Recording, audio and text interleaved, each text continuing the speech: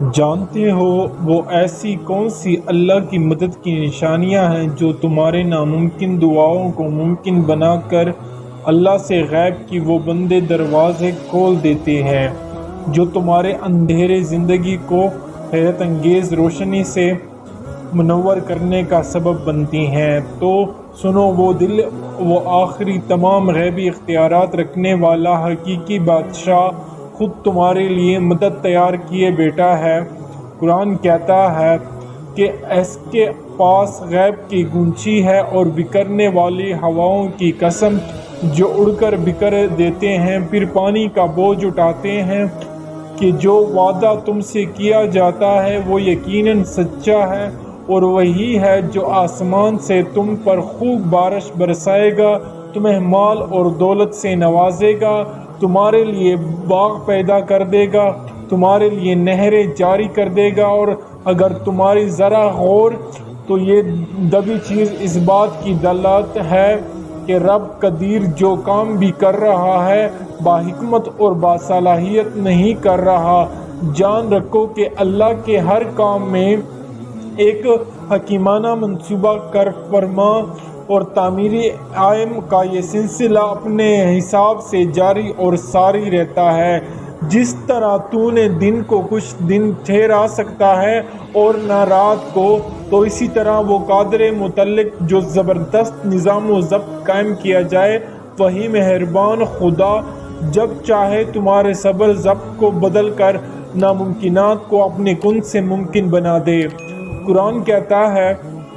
وہ اللہ ہی ہے جس کے سوا کوئی معبود نہیں، وہ بادشاہ ہے نہایت مقدس، سر سلامت، امن دینے والا، سب اپنے غالب اور اپنے حکم بازار، اور ہو سکتا ہے آج تمہاری زندگی کے معاملات یا تمہارے دل کے معاملات واقفات سے مڑ گئے ہوں اور وہ اثرات کی زندگی سے تمہارا صبر ٹوٹ گیا ہو، تو جان رکھو تم ایک انسان ہو اور بشارت کے تقاضوں سے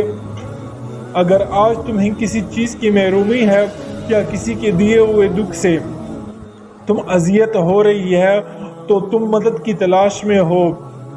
تو سنو، تم اپنے وہ پاکیزہ وہ صفت تلاش کرو جو تم میں بدرجہ ہے۔ میرے نبی صلی اللہ علیہ وسلم نے فرمایا جو چیز تمہیں شک میں ڈال دے اسے چھوڑ دو اور شک سے پاک اختیار کرو، کیونکہ سچائی میں اطمینان ہے اور جھوٹ میں شک ہے، اور اللہ تمہارے معاملات کا مطلع ہے اور وہی جانتا ہے کہ تمہاری بھلائی کس چیز میں ہے۔ ان قریبی وہ اپنے حکمت سے بہت جلدی تمہاری مدد کے لیے وہ اسباب ذرائع فراہم کرے گا جو تمہارے ناممکن دعاؤں کو حقیقت کا روپ دے کر تمہاری زندگی کو سکون اور راحت سے بھر دے گا۔ جانتے ہو کہ زندگی میں معجزات کب ہوتے ہیں اور اللہ کی مدد کس طرح آتی ہے، اس کی حقیقی نشانیاں ہیں، تو یاد رکھو کہ جب تمہیں وقت یہ فکر لاحق رہنے ہو کہ جو کچھ بھی تم کر رہے ہو وہ صحیح ہے یا نہیں، اور تم اپنی قیمتی وقت اور وقار کو ضائع کرنے کے بجائے جدھر دنیا چل رہی ہے چل نہ پڑو، جہاں خواہشات نفس تم دھکیل رہے ہو وہاں گرنا پڑے، تو سمجھ لینا یہ ایک خاص اشارہ ہے کہ اللہ کی مدد کا وقت قریب آ پہنچا ہے۔ قرآن خود کہتا ہے کہ یہ لوگ اللہ کے فضل اور اس کی خوشنودی چاہتے ہیں اور اللہ اور رسول صلی اللہ علیہ وسلم کی حمیت پر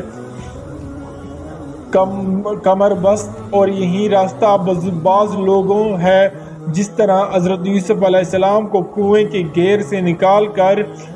مصر کے تخت پر پہنچایا تھا، اسی ہی اللہ تمہیں بہت جلدی اپنی مدد بھیج کر ان غموں کی گہرائیوں سے نکال کر خوشیوں کی بلندیوں تک پہنچا دے گا، کیونکہ اللہ کی بندگی کرنے والا کبھی نامرد نہیں لوٹتا،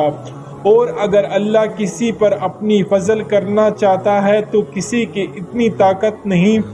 کہ اس انسان پر اللہ کی فضل کو روک دے۔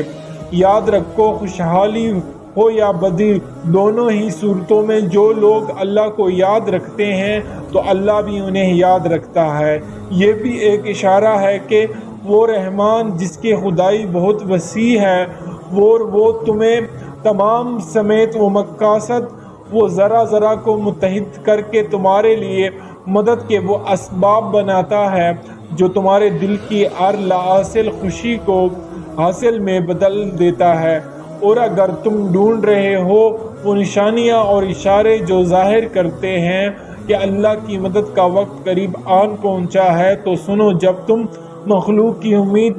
بری سوال رد نہیں کرتے تو تمہارے خالق بھی تمہاری امیدوں کو رد نہیں کرتا، بلکہ وہ تمہارے اس عمل سے اتنا خوش ہو جاتا ہے کہ وہ تمہاری ہر مہنگی چیز پر راضی ہو کر اپنی عطاؤں کی خوبصورت دار تمہیں دیتا ہے، کیونکہ جب تم بندگانی خدا کی مددگار بن جاتے ہو تو قادر متعلق تمام مددگار نبی کریم صلی اللہ علیہ وسلم نے فرمایا کہ جو شخص یہ چاہتا ہے کہ اللہ اس کے رزق میں کشیدگی پیدا کر دے تو اسے چاہیے کہ وہ صلہ رحمی کرے۔ مطمئن ہو جاؤ، وہ مہربان شان بادشاہ تمہارے ہر مہنگی کو ایسے خوف و وسیلے سے پورا کرے گا کہ تم حیران رہ جاؤ گے۔ عنقریب وہ تمہاری زندگی کو بدل دے گا۔